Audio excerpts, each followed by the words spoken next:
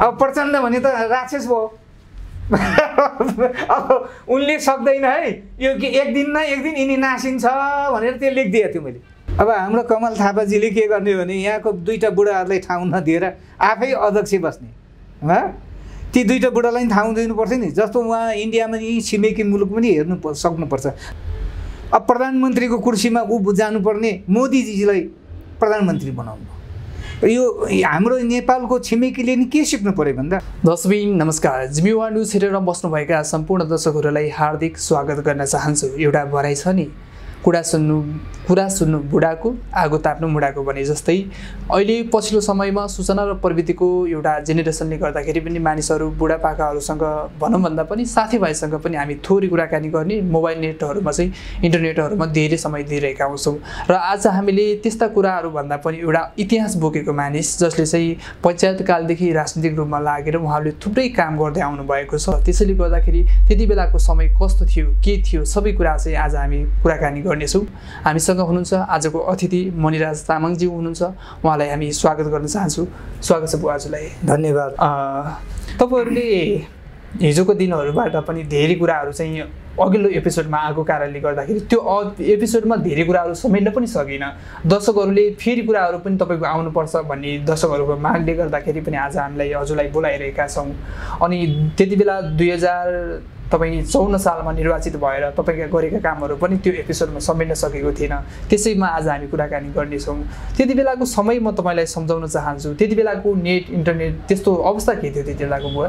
त्यति बेला इन्टरनेट थिएन, तर टेलिफोन थियो, रेडियो थियो, टेलिफोन सुविधा थियो। अनि एउटा चाहिँ अब मोबाइल सोबाइल केही थिएन। टेलिफोन पनि अब के भन्दा माथिबाट पावर लगेर आफ्नो गाविसमा लानु सक्ने व्यक्तिले मात्र लानु पाउँथ्यो। अब संयोगवश म त्यति बेला सूर्यबाजी प्रधानमन्त्री हुनुभयो। मलाई 48 सालमा उहाँले नि टिकट दिएर प्रतिनिधि सभामा उठाएको रामेछाप क्षेत्र नम्बर 1 बाट। त्यसो हुनाले मैले टेलिफोन पनि लगेर त्यहाँ आफ्नो गाविसमा जडान गरेँ। अनि विद्युत थिएन, विद्युत नभएको कारणले फेरि विद्युतको लागि मैले प्रधानमन्त्रीज्यूलाई अनुरोध गरेपछि सुनकोशी जलविद्युतबाट जिरी हुँदै मेरो गाविसमा लाने मौका, त्यो बिजुली लाने मौका पाएँ। आजसम्म पनि नेपालको कति जिल्लाहरूमा अझै पनि विद्युत पुग्न सकेको छैन। त्यति बेला 2014 सालमा तपाईँ निर्वाचित हुँदाखेरि, गाविसको अध्यक्ष हुँदाखेरि तपाईँले गाउँमा बिजुली बाल्नु भयो? बिजुली मैले 55-56 सालमा बालेँ, किन गाविस अध्यक्ष हुनुहोस् त्यति इमिडिएट मैले त्यो मौका पाइनँ। तर मैले सबै कुरा संयोगवश त्यति बेला हाम्रै प्रधानमन्त्री राप्रपाकै प्रधानमन्त्री हुनुहुन्थ्यो सूर्यबहादुर थापाजी, त्यो बेला भएको हुनाले मैले टेलिफोन लाने मौका पाएँ। अनि बिजुली लाने मौका पाएँ। बिजुलीमा तोक आदेश पनि एकदम राम्रो गरिदिनु भयो। फलाना चुचुरी गाविसका अध्यक्ष के थियो? केन्द्रीय लाइन थियो कि तपाईँले केन्द्रीय line hydro power, mini hydro power चाहिँ त्यस्तो पाल्नु भयो कि सुरु गर्नुभयो कि कसरी बाल्नु भयो त्यहाँ बिजुली? होइन, त्यो चाहिँ सुनकोशीबाट त्यति बेला त यो लामोसाङ्गो सुनकोशी, सिन्धुपाल्चोक जिल्लाको लामोसाङ्गो सुनकोशीको जलविद्युतको उबाट त्यो पोस्ट खम्बाहरू सबै यहाँबाट आदेश भयो। आदेश भएपछि उहाँबाट जिरीमा गिरायो, जिरीसम्म मात्रै गाडी जाने, त्यहाँबाट मान्छेले बोकाएर लगेर उहाँ गरे। अनि जिरीमा चाहिँ बत्ती बलिसकेको थियो। त्यही लाइनबाट चाहिँ त्यही सुनकोशीको लाइन नै जिरीमा थियो। जिरीबाट चाहिँ फेरि मैले मेरो गाविसमा लगेर बाल्ने मौका पाएँ। स्वयं म आफैले उद्घाटन पनि गरेँ शिवालय भन्ने ठाउँमा। त्यो लाइन अझै पनि बत्ती बलिरहेछ। अहिले त राष्ट्रिय प्रसारण लाइनमा छ, जोडिएको छ। अहिले त धेरै अब 54-56 को कुरा, अहिले त कति भए। त्यति बेलाको अवस्था के थियो बुवा? शिक्षाको अवस्था, यातायातको व्यवस्था के थियो त्यति बेला? शिक्षाको अवस्था त अब त्यति बेला अब शिक्षा अनि यो नयाँ शिक्षा त पहिले लागू भइसक्यो हो। तर जति पहिला हामीले पढ्ने बेलामा थियो मातृदेवो भव, पितृदेवो भव, अतिथि देवो भव भन्ने हाम्रो एउटा मर्यादा थियो। त्यो चाहिँ अब नयाँ शिक्षाले काटिसकेको थियो। अनि अब हाम्रोमा त फेरि हाई स्कुलहरू पहिला नै बनिसक्यो। ठोसेमा हाई स्कुल मेरोबाट 1-1.5 घन्टाको दूरीमा हाई स्कुल थियो। प्राइभेट त 3-4वटै एरियामा 3-4वटै थियो प्राइभेट चाहिँ। त्यो हुनाले शिक्षाको अवस्था पनि ठिकै थियो। बिजुली थिएन, बिजुली मैले त्यहाँ लगेँ अनि मैले टेलिफोन लगेँ, टेलिफोन लगेर मैले शिवालयमा आफ्नै हातले उद्घाटन मैले। त्योभन्दा पनि शिक्षाको अवस्था हामीले बुझ्दै गर्दाखेरि तपाईँले पढ्दाखेरि, तपाईँ बालबालिका, तपाईँ विद्यार्थी हुँदाखेरि पढ्ने अवस्था र तपाईँले निर्वाचित भइसकेपछि त्यहाँका बालबालिका अथवा तपाईँका छोराछोरीले पढ्ने अवस्था कस्तो रह्यो, परिवर्तन के भयो त? त्यो त अब धेरै, अब म पढ्दाखेरि 20-22 सालमा पढ्दाखेरि भनौँ हामीले कखा पढ्दाखेरि एक कक्षामा भर्नाउने चलन थियो होइन। त्यति बेला त्यस्तै पढिन्थ्यो, पुरानो शिक्षा थियो, पुरानो शिक्षामा चाहिँ पढ्यो मैले पनि। अब एसएलसी पनि पछि मैले पुरानै शिक्षामा दिएर एसएलसी पास गरेँ, त्यही पनि मैले भक्तपुरमा आएर पास गरेँ। त्यो नोकरीको जागिरको सिलसिलामा भक्तपुरबाट रात्रि माध्यमिक विद्यालयमा मैले पास गरेँ। त्यति बेला विद्युत थिएन होला, पढ्नको लागि धेरै असहज हुन्थ्यो होला, विद्यालय गाउँमै थिएन होला, हिँडेर धेरै टाढासम्म पुग्ने अवस्था थियो कि कस्तो थियो? एकदम त्यो सही कुरा हो। त्यो मान्छे पहिले टुकी बालेर पढ्थे। अझ हाम्रो ठाउँ चाहिँ अलि त्यो छोसे फलाम खानी भएको हुनाले त्यहाँ टुकी बत्ती बनाउने त्यहाँ कारिगरहरू थियो, नेहारहरू। उहाँहरूले चाहिँ त्यो टुकी बत्ती बाल्ने, भाले बत्ती बनाउने, त्यो कस्तो कस्तो डिजाइनको बत्तीहरू बनाउँथ्यो र हाम्रो त्यही एरियाका मान्छेले ती बत्तीमा मट्तेल हालेर बाल्थे। अन्त त मैले देखेको तपाईँको चाहिँ सल्लाहको त्यो दियालो भन्छ, त्यो बनाएर पढ्ने अवस्था थियो त्यति बेला पनि। मैले श्री गणेश चुचुरीमा त्यो मेरो शिवालयमा मैले बत्ती लगेर उद्घाटन गरिसकेपछि हाम्रो एरियामा चाहिँ अब सबै 9 वार्डमा भनौँ न बत्ती पुऱ्याएँ। अनि त्यस पछाडि विश्व खाद्य कार्यक्रम रहेछ एउटा, पश्चिमतिर मात्रै लागू भएको। अनि विश्व खाद्य कार्यक्रममा नि मैले यहाँ सोध्दै जाँदाखेरि अब सूर्य नेपालजी भन्ने एउटा विश्व खाद्यमा हुनुहुँदो रहेछ, पुलचोकमा अफिस छ, त्यहाँ आएर गरेपछि अब तपाईँ गाविसमा पैसा छ भनेदेखि भिडिसी क्यास छ भने म त्यहाँ विश्व खाद्य लगिदिन्छु भन्ने सल्लाह भयो। ल आउनुहोस् हेर्नुहोस् भने रामेछाप जिल्लामा 55 गाविस थियो त्यति बेला। 55 गाविसमा कहीँ पैसा थिएन। मेरो गाविसमा 3 लाख रुपियाँ काटेर राखेको थियो विकास। त्यति बेला उत्पादन गाउँघरमा के हुन्थ्यो? रामेछापमा चाहिँ त्यति बेला उत्पादन हिसाबले भोकमरी पर्ने अवस्था त्यस्तो थियो कि कस्तो थियो? थिएन। हाम्रो पालामा त अब चामल अब जिरीमा खाद्य गएपछि जिरीको गाडी पुगेपछि त्यहीँबाट चामल लिएर खान्थे। जस्तो पहिला 28 सालमा अनिकल लाग्दा लामो सामु तपाईँको यहाँ काठमाडौँको त्यो दोलाल घाटसम्म आएर मान्छेले चामल लान्थे। तर त्यति बेला त उहाँ जिरीमा गाडी पुगिसक्यो। त्यस पछाडि फेरि मेरै कार्यकाल 56 सालमा त मेरै गाविसको 1 नम्बर वडा गार्जङ भन्छ, अहिले त्यो मावि पनि छ, कलेजै भइसक्यो अहिले, त्यहाँसम्म गाडी पुऱ्याएर उद्घाटन गरे हुनाले त्यस्तो समस्या थिएन। पैसा पनि अब विश्व खाद्य कार्यक्रम लगेपछि लगभग 13 करोड चान्चुनको त्यो खाद्य गयो त्यो 4-5 वर्षभित्रमा।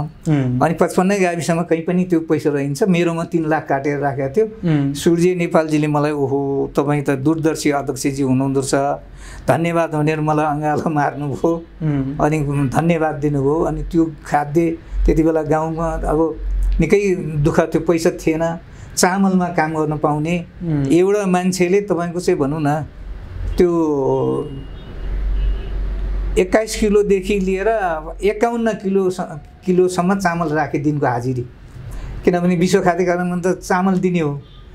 अनि त्यो सफ्ट रकमा त 51 किलोसम्म खायो। सफ्ट रक भन्ने चाहिँ एउटा किसिमको हुँदो रहेछ, ढुङ्गा कडा होइन, त्यो ढुङ्गामा काम गर्नेले 51 किलोसम्म चामल दिनको हाजिरी राखे। त्यहाँको मान्छेको आर्थिक सुधार त्यो विश्व खाद्यले पनि गर्यो। र त्यो कुरा अब गर्दै गर्दाखेरि अझ लाभ होला, त्यस्ता विभिन्न राजनीतिक परिघटनाहरू होलान्। तर हामी छोटो छोटो कुरामा चाहिँ अलिकति जाँदाखेरि के हुन्छ भने जति बेला तपाईँ त्यति बेला 54 सालमा निर्वाचित भएर तपाईँले काम गर्दै हुनुहुन्थ्यो, जति बेला चाहिँ त्यति बेलै बत्ती तपाईँले बालिदिनु भयो तपाईँको कार्यकालमा, भनेपछि त्यही स्पिडले त्यही गतिले अहिलेसम्म पनि विकास भइरहेको छ त रामेछापमा?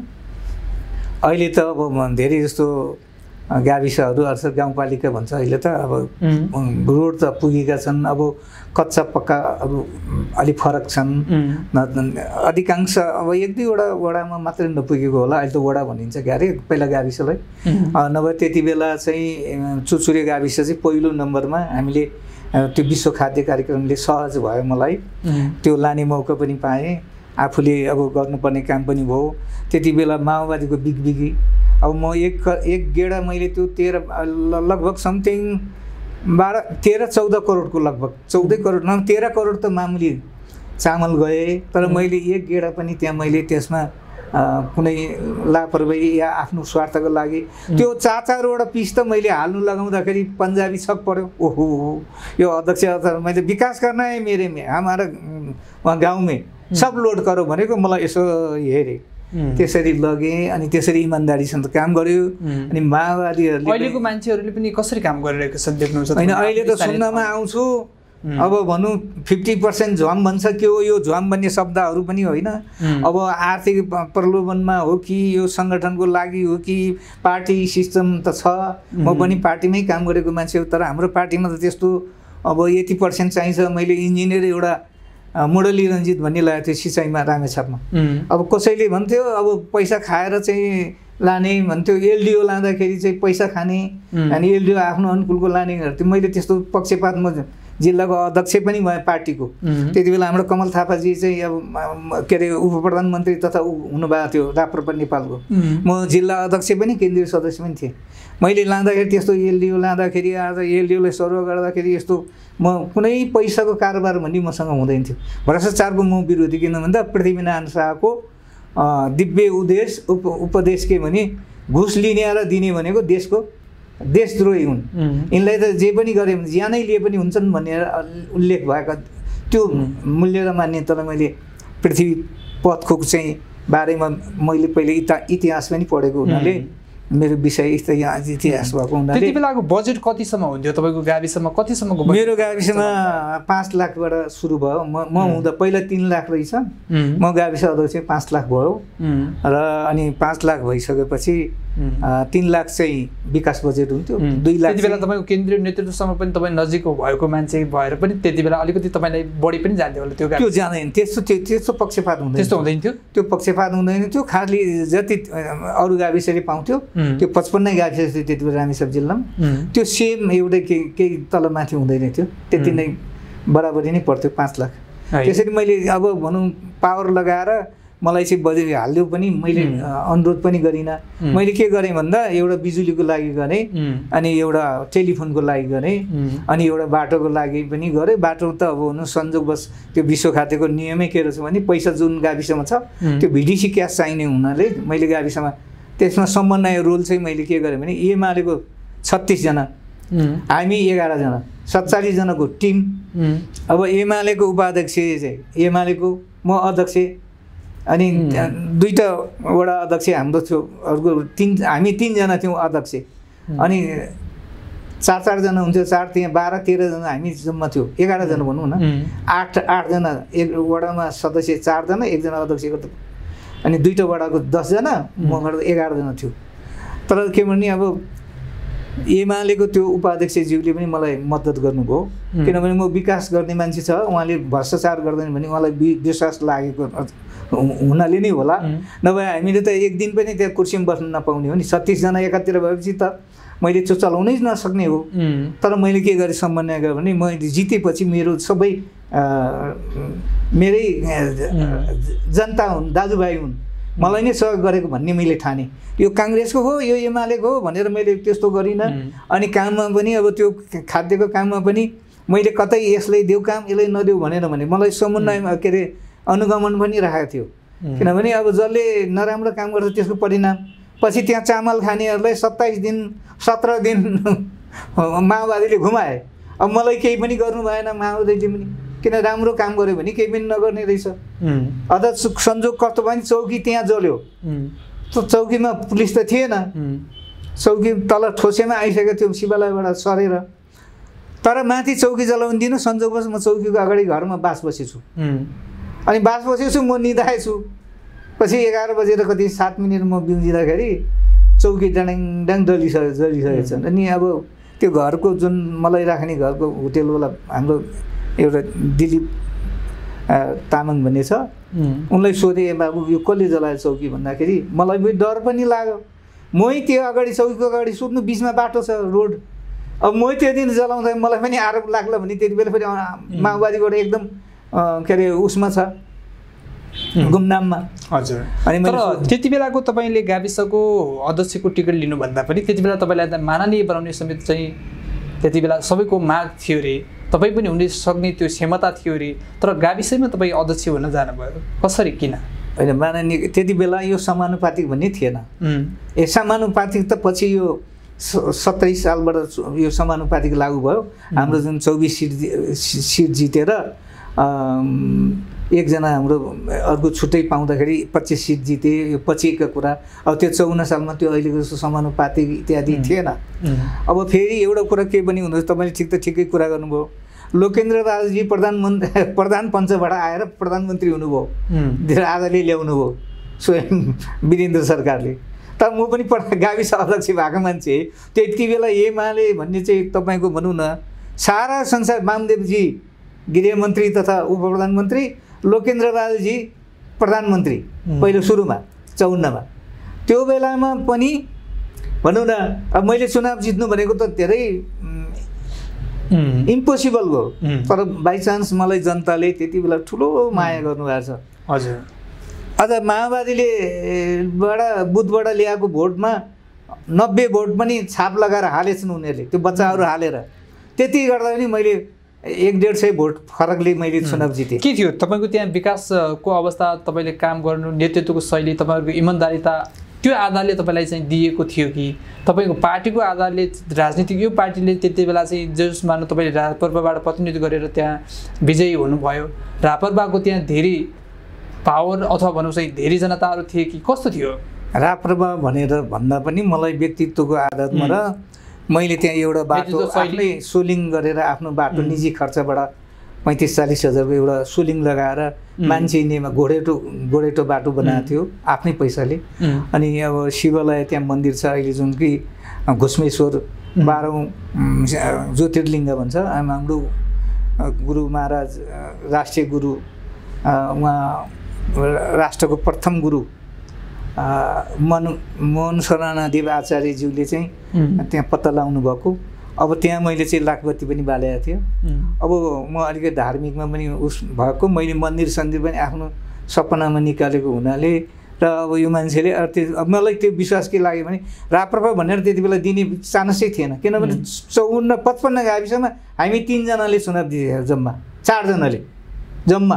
त्यही पनि एउटा क्याप्टेन साहबले जित्नु भएको थियो, एउटा सानो मोतीलाल भन्थ्यो, एउटा पदमबहादुर भन्थे, एउटा म गरेर 4 जनाले चुनाव जितेको। अनि तर मेरोमा त्यस्तो गोली चल्ने इत्यादि नि भएन। हामी हाँसी उनीहरूले भोट 90वटा भोट उनीहरूले फजुल भोट ल्याएको, त्यो झ्याकु भन्ने ठाउँबाट लुटेर लगेको माओवादीले त्यहाँ बेचिराखेछ। त्यो भोट किनेर हाल्दा पनि मलाई हराउन सकेन। अहिले पनि त्यो निर्वाचित भएको समय यति धेरै भइसकेको छ, अहिले पनि तपाईँ त्यो ठाउँमा जानुभयो भने त्यहाँको जनताको तपाईँलाई चाहिँ माया सद्भाव कस्तो रहन्छ? त्यो त सद्भाव त अब त्यो बेलामा नै भनौँ न, अहिले कोही मान्नेहरू भएका छन्, तिनले पाउँछ 600 भोट, मैले 600-700 लगभग त्यति बेला चुनावमा भोट आएको, मेरो व्यक्तिगत भोट भनौँ न। अब माया चाहिँ ममता अहिलेसम्म मलाई उहाँहरूले दिनुभएको छ, मलाई खुसी पनि लाग्छ। म त्यस्तो पक्षपात नगर्ने, कुनै यो एमाले हो, यो काङ्ग्रेस हो, यो चाहिँ माओवादी हो भनेर मैले त्यस्तो पनि गरिनँ। किनभने बिजुली बाल्नु थियो बाल्ने, अब बाटो लानु थियो लगे। अब लाने त मैले शिवालयमै भनेको बाटो, पछि बाइचान्स त्यहाँबाट पनि 5 किलोमिटर जति माथि लानु पर्यो। त्यसमा पनि मैले पक्षपात ठानिनँ, किन भन्दा बाटो जति माथि पुगे राम्रो हो। अब मलाई त आर्थिक प्रलोभनमा त त्यो ठोसे गाविस भन्छ, अहिले त्यो भीमबहादुर श्रेष्ठजी भन्ने एउटा युट्युबमा हालेको छ, मलाई मेरो छोराले कति करोड डुबाए, म चाहिँ यस्तो भिखारी भयो भनेर। उहाँको गाविस, उहाँको जग्गा त्यो ठोसेमा, त्यही मनिजी यहीँ बाटो राखौँ, तपाईँलाई 2-3 घडी पनि आउँछ, बस यहीँ राखौँ भन्दै थियो। मैले त्यसरी हुँदैन भनेर त्यहाँ पनि के भने यो राजनीतिमा अलिक कुटनीतिक पनि गर्नुपर्ने छ। अब त्यहाँको मान्छेले म मान्नेमा उठ्दाखेरि मलाई भोट नदेला कि भने म जिरीमा आएर एउटा साइला काजी भन्नेको उसमा मेडिकलमा चाहिँ टेलिफोन थियो, अनि त्यो ठोसेमा चाहिँ हाम्रो एउटा लज थियो, पुरानो त्यो टुरिस्टको हिँड्ने लजमा टेलिफोन थियो। अनि उहाँ बसेर त्यहाँ काम लगाएर एउटा मान्छेलाई घोडा, अब उहाँ मेरो नाता पनि पर्छ, ल मामा तपाईँले घोडा दौडाउनुहोस्, त्यो नेहारहरूकोबाट छिराउनु पर्छ, नभए त्यहाँ बजारले जानु दिँदैन भनेर उहाँले त्यो मैले जे भनेअनुसार उहाँले घोडा सोडा, एउटा कुकुर पनि थियो उहाँको, त्यो घोडा कुदाएर त्यो ठोसे बजारबाट बाटो त्यसरी छिराएँ। म चाहिँ त्यहाँ देखा परिनँ, किन भन्दा यसले बाटो माथि लगाएर चाहिँ यसलाई मान्ने भोट दिनु हुँदैन भन्छन् भनेर मैले त्यो पनि कुटनीति गरेँ क्या। आफू चाहिँ उहाँ जिरीमा एक घन्टामा मैले रिपोर्ट लिन्थेँ के भइरहेछ भन्दा यसै यतिसम्म पुग्यो अहिले लजभन्दा अलि माथि पुग्यो त्यहाँबाट पारिपट्टि टापुमा पुग्यो अनि माथि हाम्रो कामीको घरसम्म त त्यहाँ 2-4 घर विश्वकर्माहरू छन् उहाँहरूको घरको छेउमा पुग्यो दाइ भनेर मलाई रिपोर्ट हुन्थ्यो त्यसरी बाटो छिराएँ त्यसरी अब मैले चाहिँ के भने त्यो बाटो जति उता गयो सबैले सहयोग होस् भन्ने मेरो स्वार्थमा हो भने त अनि मेरै कार्यकालमा त्यहाँ शिवालय भन्नेमा प्रति जग्गामा घर बन्यो हजुर अनि त्यो अब अर्काको पहिलाको कागजले हो भने त उसको सीमारेखा खोला बाटो हुन्छ नि पहिलाको सिमाना त्यो भित्र तर नापीमा चाहिँ छुटेछ अनि त्यहाँ कमसेकम 15-20 घर ठुलै घर राम्रो घर बन्यो अब मलाई के भन्यो त्यो साउजीले त्यो मिनबहादुर भन्थ्यो श्रेष्ठ तपाईँ हामी इष्टमिटर हो 2-3 लाख म दिन्छु त्यहाँ ननापिदिनुहोस् न भन्यो अनि मैले त्यस्तो होइन अब जनताको पैसा परिसक्यो घर बनाइसक्यो फेरि यहाँ गोर्खादेखिको मान्छे पनि एउटा गुरुङ जाति थियो त्यहाँ गएर घर किनेर बसेको थियो अब यिनीहरू डुब्छ यिनीहरूको पैसा डुब्छ भनेर मैले त्यो नभए 3 लाख त्यो बेलाको 55-56 सालको 3 लाख त ठुलो पैसा हो मैले लोभ गरिनँ तपाईँ इष्टमित्र हो ठिकै छ दाइ आउनु भएछ धन्यवाद तर त्यहाँ अर्काको लगानी परिसकेको छ त्यो चाहिँ नाप्नुपर्छ तपाईँको नापीमा चाहिँ म एउटा पनि छुन्न त्यो सार्वजनिक जुन अहिले तपाईँको नापी छुटेकोमा चाहिँ अर्काले घर बनाएको छ त्यो बनाउनु त्यति बेलाको तपाईँले काम गर्ने शैली पनि दूरदर्शी भयो जोस् दिगो विकास हुनु भयो अहिले त्यसले पनि अहिले समाजमा चाहिँ राम्रो प्रभाव पारिरहेको छ भन्ने होइन उनीहरूले त्यो त अब मैले नै भन्दा नि प्रत्यक्ष अहिले मैले नापिदिएको मान्छेहरूलाई मैले अमिन ल्याउन पठाएर ल्याएको मान्छेहरूलाई सबै कुरा थाहा छ होइन मैले भन्नु पर्दैन त्यो कुरा चाहिँ अलिकति लामो होला होइन तर हामी चाहिँ के भन्छौँ भने तपाईँ त्यति बेलादेखि नै राजाको पक्षमा हुनुहुन्छ अहिले पनि राप्रपामा हुनुहुन्छ किन तपाईँलाई यो पार्टीमा मात्रै तपाईँलाई चाहिँ चासो भएको अन्य पार्टीहरू पनि थुप्रै छन् त्यो ठाउँ पाइयो भने तपाईँलाई अहिले निर्वाचित भइसकेपछि अहिले पनि तपाईँ टिकट पाउने अझै पनि कतै समानुपातिबाट पनि जान सक्ने धेरै सम्भावना पनि हुन सक्थ्यो होला किन तपाईँ अझै पनि राप्रपा भनेर बसिरहनु भएको छ म त्यो बारेमा सही कुरा सोध्नुभयो तपाईँले नेपालको भौगोलिक स्थिति यो देवभूमि तपोभूमि यो ऋषिमुनिहरूले सिद्धि प्राप्त गर्ने देश हो अनि भूगोलले हेर्दाखेरि पनि उनीहरू ठुलो राष्ट्र माथि उत्तरतिर ठुलो राष्ट्र दक्षिणतिर ठुलो राष्ट्र धेरै जनसङ्ख्या भएका अनि हाम्रो नेपालको हावापानी सुहाउँदो अनि दैवी शक्ति भएको यो देश यहाँ राज संस्था बिना चल्दैन भन्ने मेरो मान्यता हो अब त्यो म पनि माओवादी बन्नु सक्थ्यो म पनि एमाले बन्नु सक्थ्यो म पनि कङ्ग्रेस बन्नु सक्थ्यो मैले कङ्ग्रेसको त केही दिन अनुभव पनि गरेँ तर यस्तो दिन आउँछ है भन्ने कुरा मैले कङ्ग्रेसको कुरा बुझेर मैले स्वयं म आफै उपस्थित भएर मैले राजीनामा त्यो देवकोटा चोक भन्ने छ रामसा मन्थलीमा सदरमुकाम तल सरेपछि म त्यहाँ गएर राजीनामा पेश गरेर आएको मान्छे म त्यो यो एकै दिन खाऊँ एकै दिन लाउँ भन्ने सोचेको भयो मैले काङ्ग्रेसमा धेरै ठुलो फाइदा लिन सक्थ्यो तर मलाई माओवादीले पनि त्यति बेला फेरि सिध्याउनु पनि सक्थ्यो त्यति बेला त काङ्ग्रेस मूल शत्रुता काङ्ग्रेस थियो तर म त्यो काङ्ग्रेसबाट यो यस्तो स्थिति आउँछ भन्ने कुरा बुझेर नभए त म त मसँग घोडा गाडी भएको मान्छे 42 सालमा घर बनाइसके 43 सालमा घर बनाइसकेको मान्छे गाडी मसँग त्यो मोटरसाइकल थियो है तर म जे पनि बन्न सक्थ्यो तर त्यो किन क्षणिकको लागि फाइदा नहेरेर दूरगामी हिसाबले यो देशमा यो पार्टीहरू मानौँ सपोज म काङ्ग्रेस होला अर्थात् काङ्ग्रेससँग इन्डिया खुसी होला म एमाले बनाउला कम्युनिस्ट बनाउला चाइना खुसी होला तर इन्डिया खुसी हुँदैन तर फेरि इन्डिया खुसी होला चाइना खुसी हुँदैन इत्यादि कुरालाई मध्यनजर राखेर दूरदर्शी हिसाबले राज संस्था बिना यहाँ चल्दैन यो देवभूमि हो तपोभूमि हो भनेर पृथ्वीनारायण शाहको जुन महानमानीलाई म इतिहासको विद्यार्थी पनि भएको हुनाले मनन गरेर म त्यसैमा धरे धारण गरेर खुसी साथ बसेको नभए मैले धेरै वार पार गर्न सक्ने मान्छे मैले ल पनि पढेको मान्छे हो ऐन श्रेष्ठ लिएर एसएलसी गरेको ल क्याम्पसमा म 1.5 वर्ष लगभग मैले पढेँ अब पुरा चाहिँ गरिनँ ल चाहिँ तर त्यति बेला ल पढ्नु भनेको कुरा पनि ठुलै हो अब एसएलसी गर्नु भने ठुलो कुरा हो त्यसो हुनाले म चाहिँ के भने अलि हामीले नेपाल बुझ्नु पर्यो पहिला नेपाल के हो त कुन व्यवस्था सुट हुन्छ यहाँ कस्तो हावापानी हो अब सिद्धान्त छ प्रकृतिको क्लाइमेट एन्ड कल्चर भन्छ क्या क्लाइमेटेसनले चाहिँ वातावरणले चाहिँ त्यहाँको कल्चर डेभलप गर्छ यहाँ मान्छेहरूले दसैँ भन्छन्, कतिले अब दसैँ किन मनाउनु पर्यो भन्छ,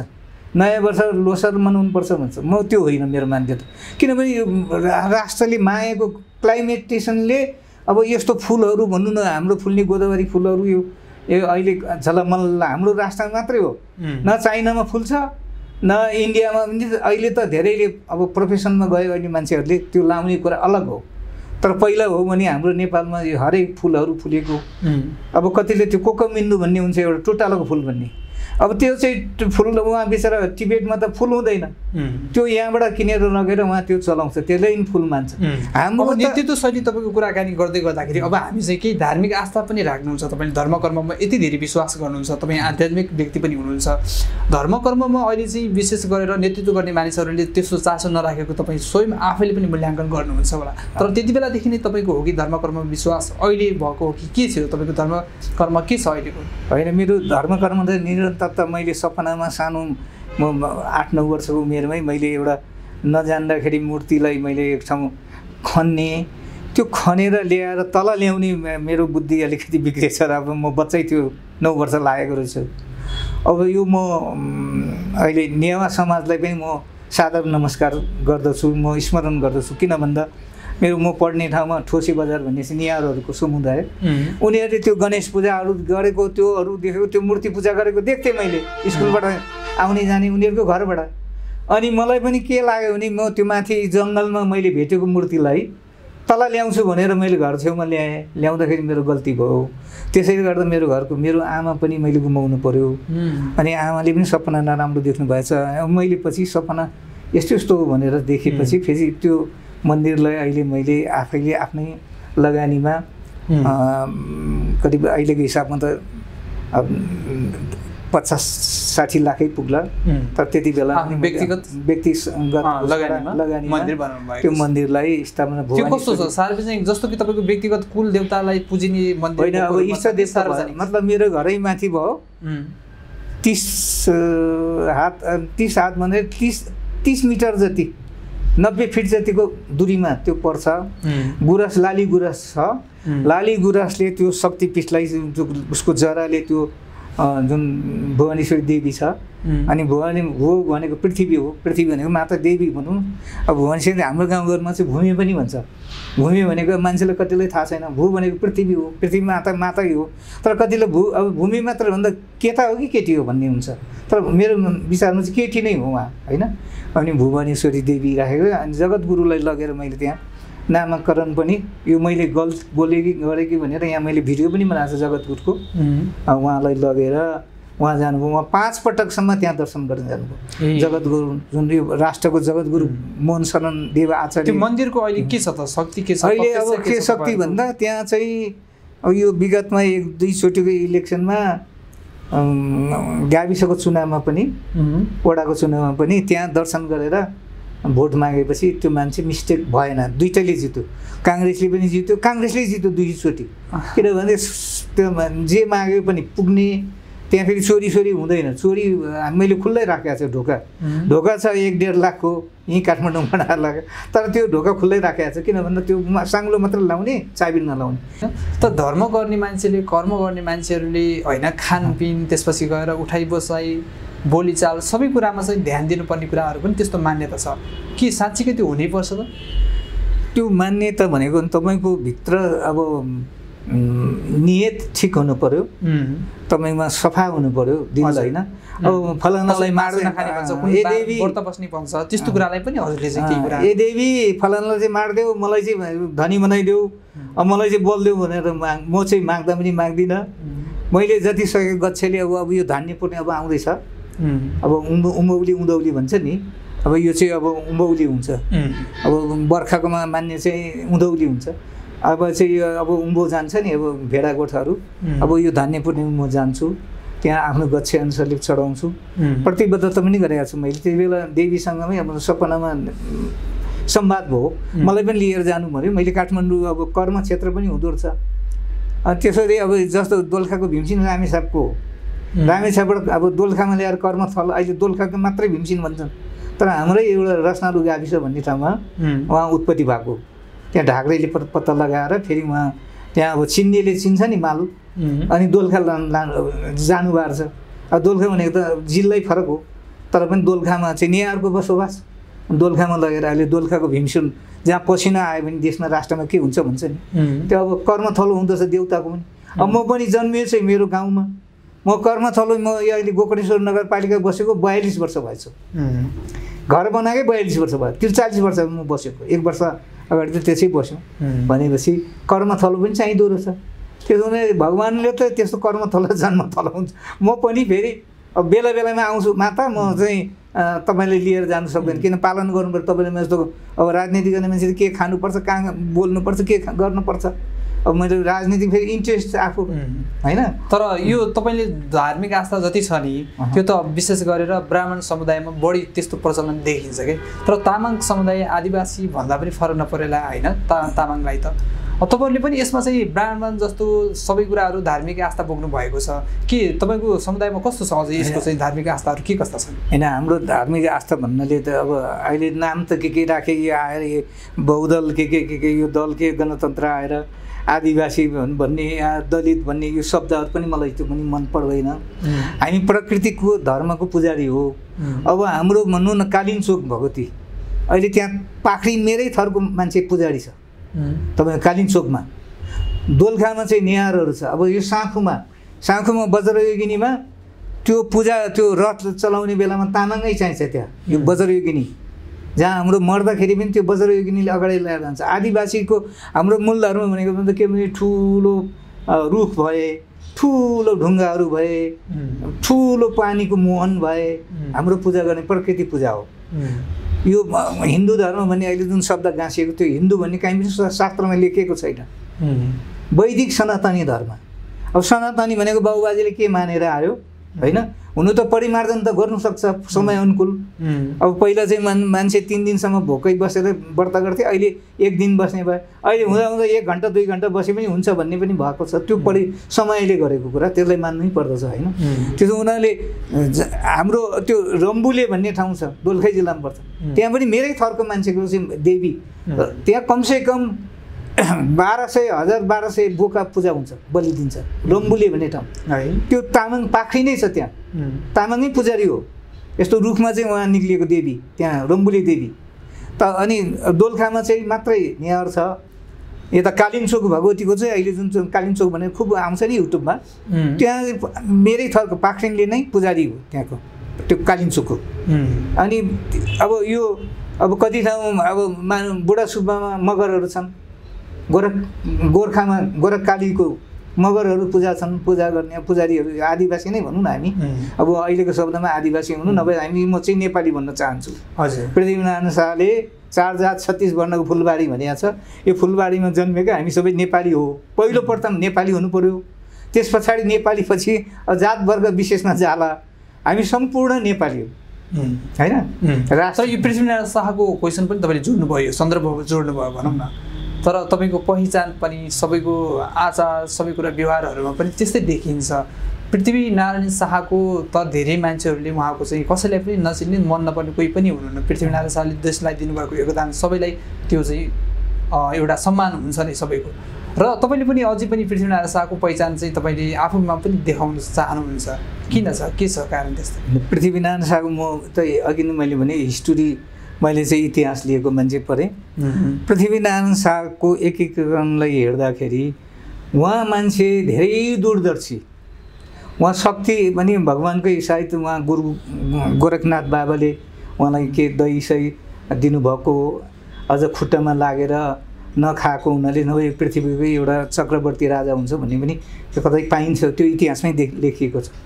अब पृथ्वीनारायण शाह कति मैले मान्नु परेको भने विषय नगरची भनेको परियार थरका दमाई एकजना थिए। उनीको दरबारमा चाहिँ अब त्यो इतिहास अनुसार है, फेरि म त त्यति बेला जन्मिएका होइनन्, त्यो बजाउने त्यो नाङ्गरा भन्छ, त्यो बजाउने त्यो दरबारमा पूजा गर्दाखेरि बजाउने उनकै बाली, त्यति बेला त बालीमा निर्भर हुन्थ्यो, पैसामा होइन। त्यो बाली खाने मान्छेलाई त्यहीँ आउँदा पनि पृथ्वीनारायण शाहले सोध्नु सक्थ्यो, केही या त बोलाएर आइज के गरौँ भन्थे। तर उहाँको घर र म पछि गोर्खामा गएर हेर्दाखेरि उही अहिले मेरो मन्दिर र मेरो घर भने जस्तै 30-40 मिटरको दूरीमा विजयनगरजीको तल रहेछ, पृथ्वीनारायण शाहको दरबार माथि रहेछ डाँडामा।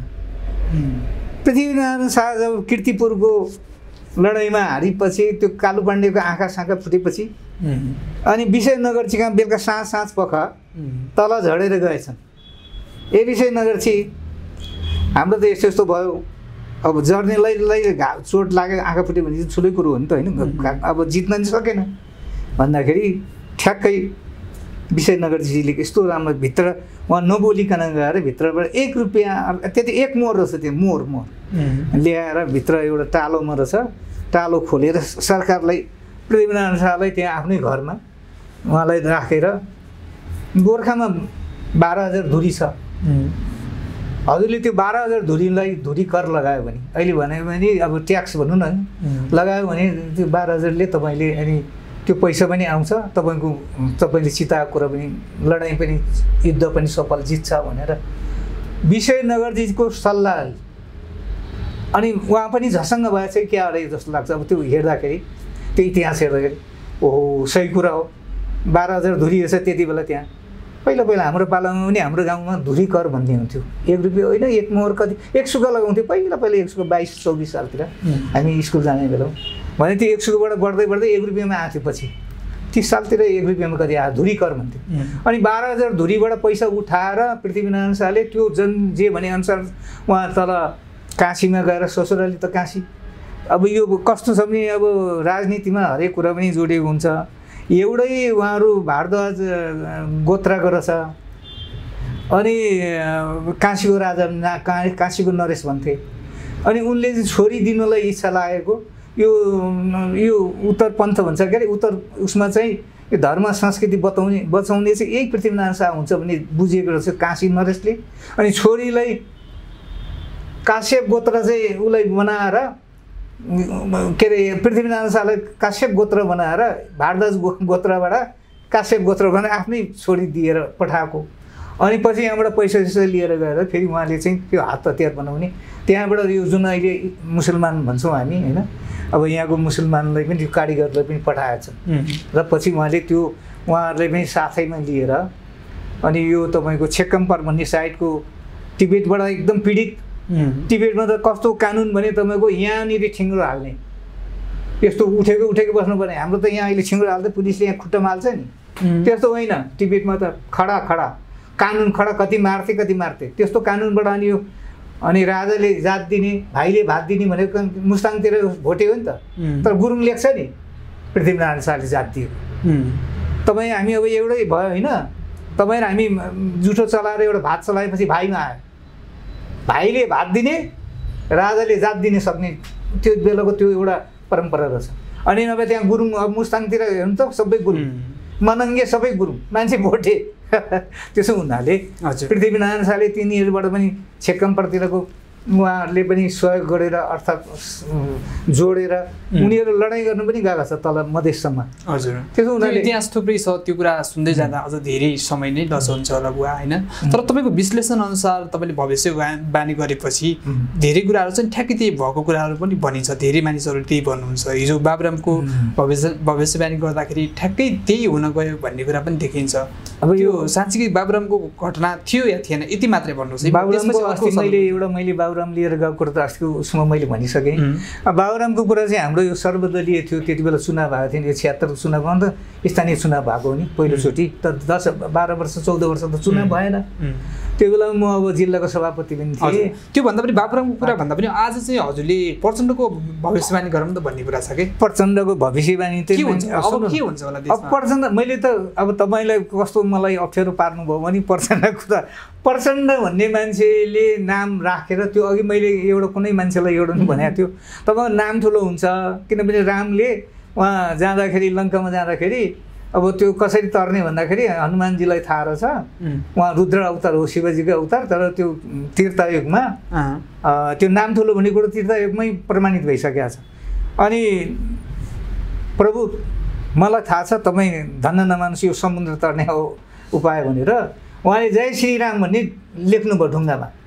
अनि ढुङ्गा त्यो हाल्दाखेरि त्यो चाहिँ समुद्रमा तैरिएर बस्यो पुल भयो भनौँ न, अहिले सेतु भन्छ, नासाले पनि पत्ता लगाइसक्यो, वैज्ञानिकले पनि।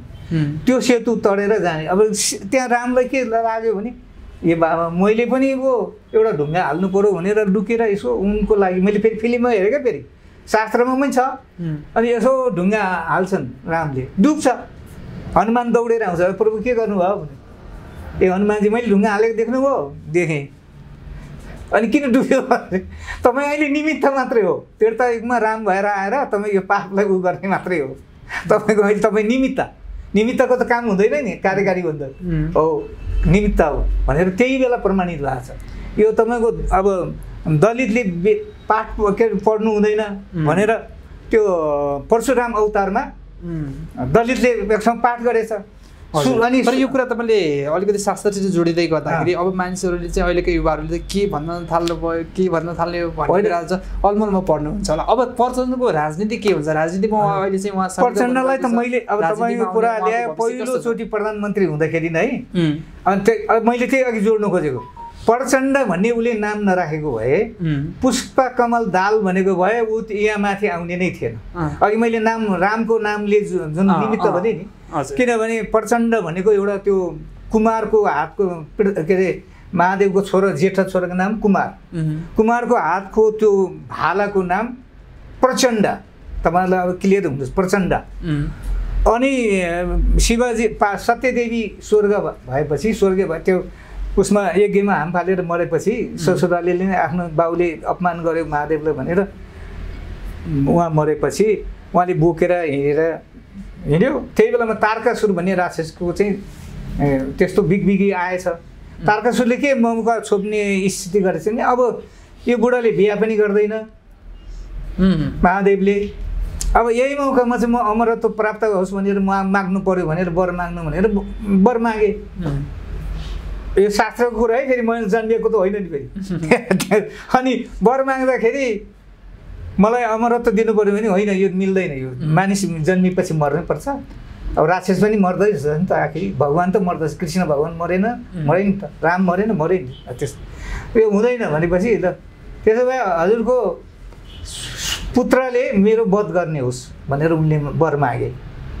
अब कहिले सत्यदेवी पार्वती भएर जन्मिने, कहिले चाहिँ अब पार्वती बिहा गर्ने, त्यस पछाडि फेरि छोरा हुने, छोराले मार्नुपर्ने भनेपछि त टाइम त निकै लस भयो नि।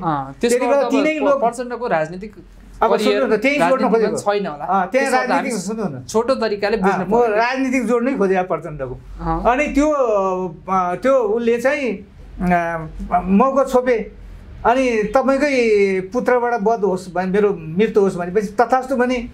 अनि उसले चाहिँ तिनै लोक क्याप्चर गरिसक्यो।